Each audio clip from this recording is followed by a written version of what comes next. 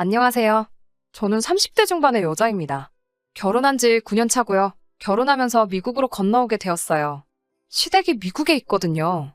남편은 대학 졸업 후 군입대 문제로 한국에 혼자서 돌아왔었고, 군대를 전역하고 미국에 돌아가지 않고 한국에서 혼자 지내고 있었어요.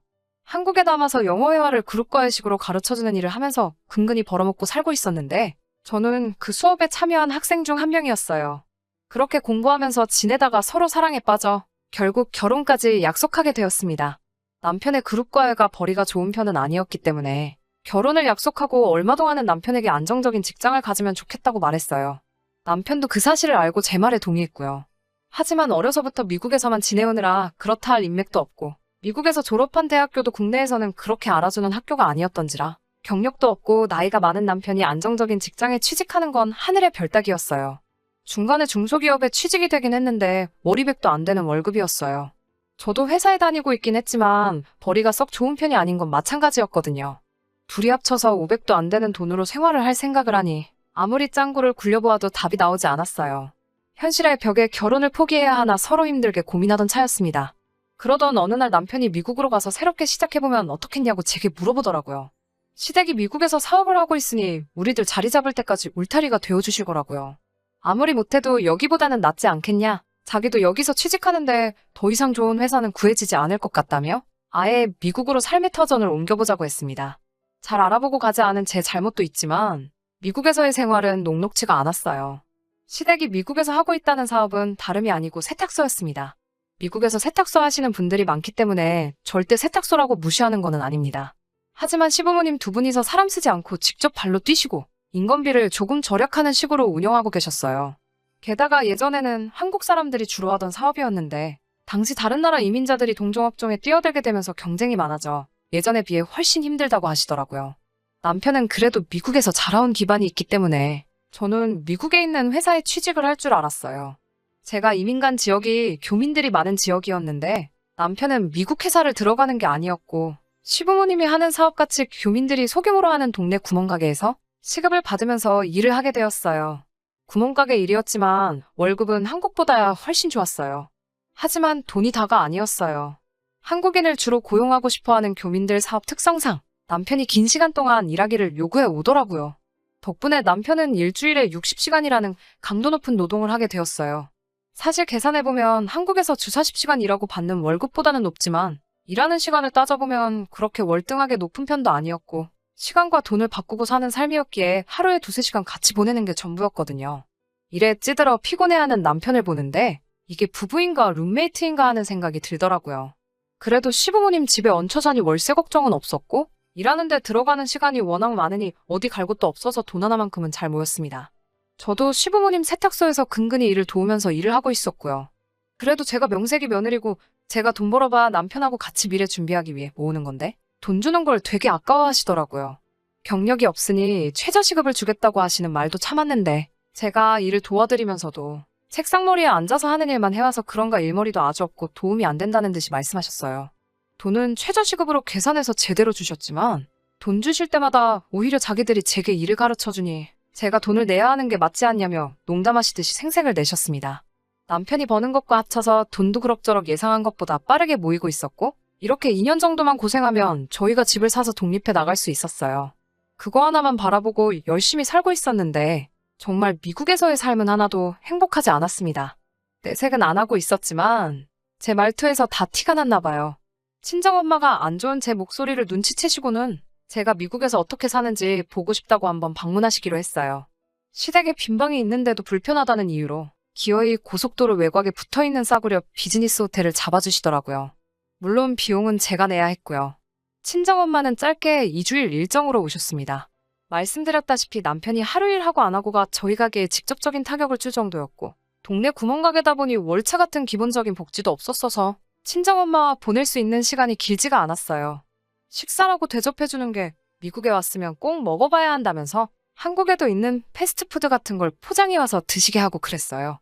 제가 시부모님 세탁소에서 일을 하고 있었으니 며칠 쉬어도 되는지 여쭤봤지만 친정엄마가 오셨다는 부분도 이해해주지 않으시고 일손이 모자라다는 이유로 대번에 거절당했어요.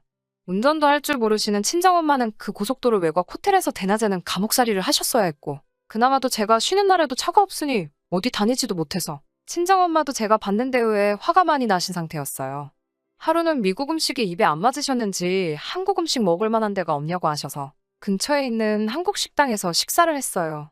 친정엄마는 한술 뜨자마자 교민들은 이런 거 먹고 사는 거냐며 혀를 차시더라고요. 교민들이 많은 지역이라서 한국 식당이 그나마 많은 편이었는데 몇 군데 더 다녀보시고는 여기서 음식 장사하면 돈을 얼마나 버는지 물어보시더라고요.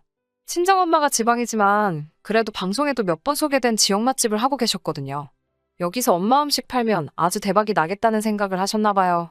그래도 한국 음식 장사하시는 분들 보니까 집도 비싼 곳에 살고 차도 좋은 거 끌고 다니는 걸 보니 어느 정도 벌지 않겠냐는 말을 했더니 친정엄마가 그럼 여기서 장사 한번 해보지 않겠냐고 먼저 물어보셨어요. 친정엄마는 귀국하시고 얼마 되지 않아서 바리바리 짐을 싸들고 미국으로 다시 오셨습니다. 캐리어 하나는 엄마가 한국에서 특별히 공수해온 고춧가루가 가득 차 있었어요. 마침 운 좋게 시댁이 운영하는 세탁소 근처에 위치한 중국 식당이 문을 닫게 되면서 그 자리를 싸게 들어갈 수 있어서 오픈하는데 시설 비용을 많이 절감할 수 있었어요.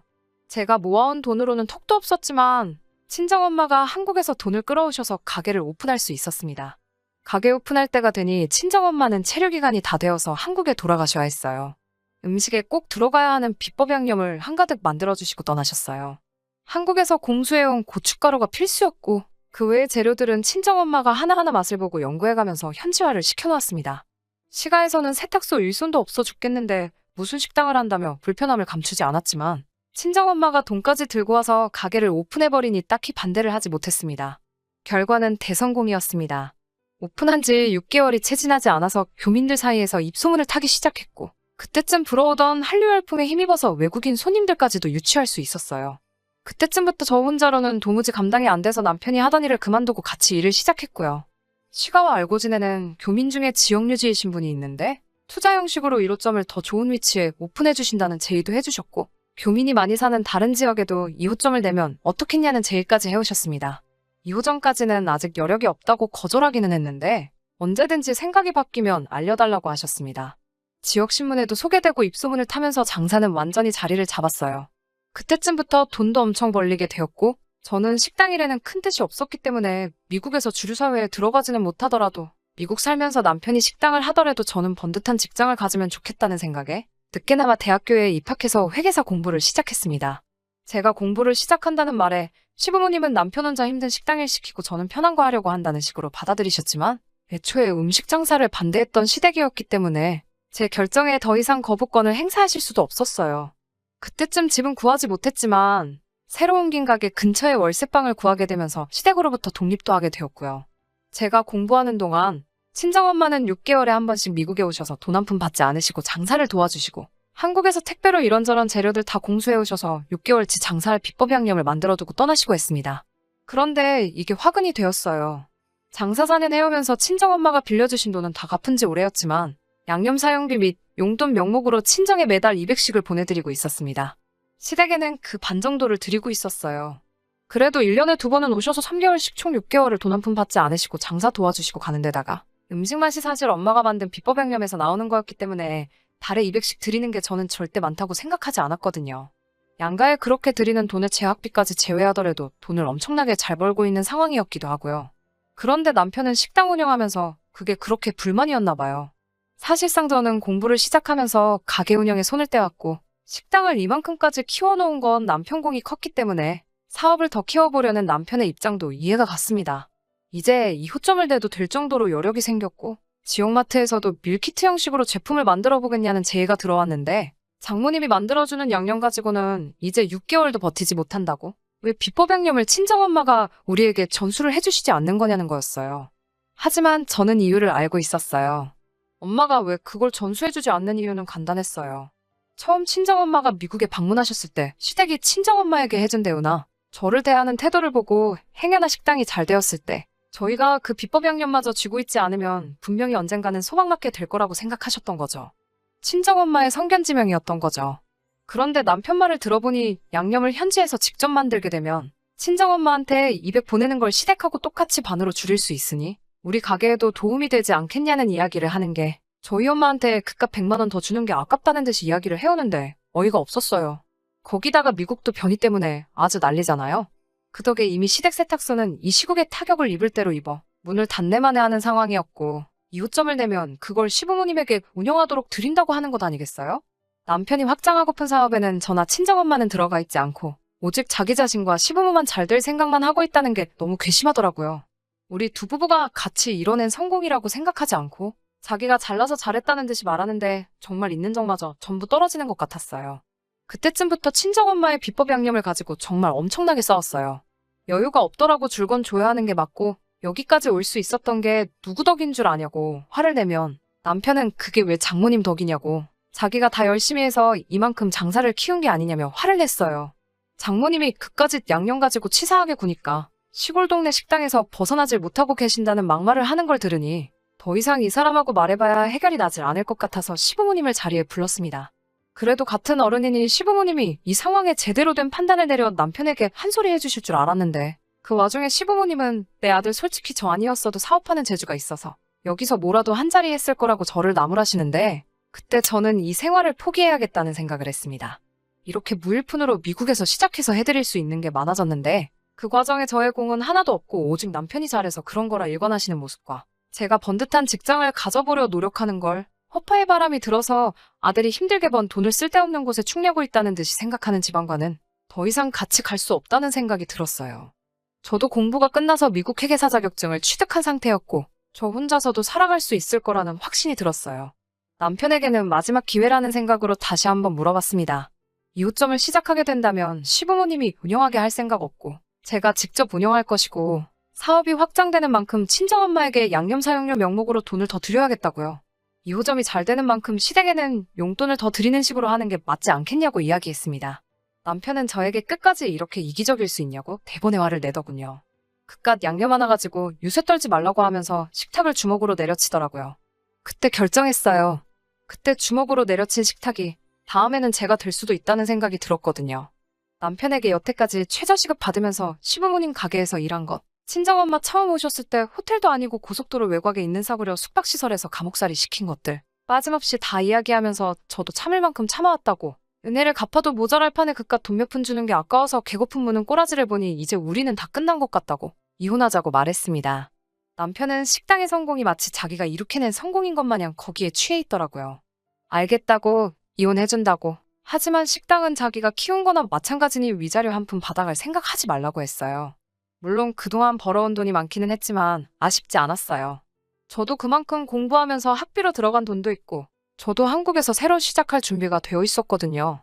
남편과는 이혼 후에 한국으로 돌아온 지 벌써 6개월이 되었습니다. 저는 외국계 회계사무실에 취직하게 돼서 연봉 6천을 받으면서 일을 시작하게 되었어요.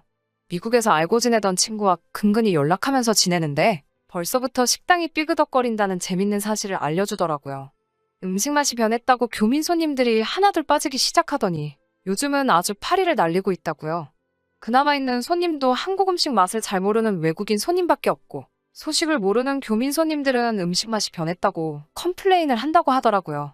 조만간 열 것 같던 2호점 이야기도 물어봤는데 아마 음식 맛이 달라진 이유로 그것도 백지화되었다는 소문이 있다고 합니다. 속은 아주 꼬시고 시원하지만 가끔은 제가 너무했나 후회가 되기도 해요. 싫어도 8년이란 세월을 같이 고생을 해온 사람이고 부부로서 함께 살아온 기간이 있으니까 말이에요. 자기 부모님만 챙기는 모습에 실망스럽기도 했지만 반대로 남편에게는 제가 우리 가족만 챙기는 이기적인 사람이지 않았을까 하는 생각이 들 때도 있어요. 아마 다 지난 일이니까 이런 생각이 드는 거겠죠? 아직도 확신이 서지는 않지만 되도록 이제 그쪽 일에는 신경 끄고 앞으로 펼쳐질 제 인생 이막에 최선을 다해야겠다는 생각이 듭니다.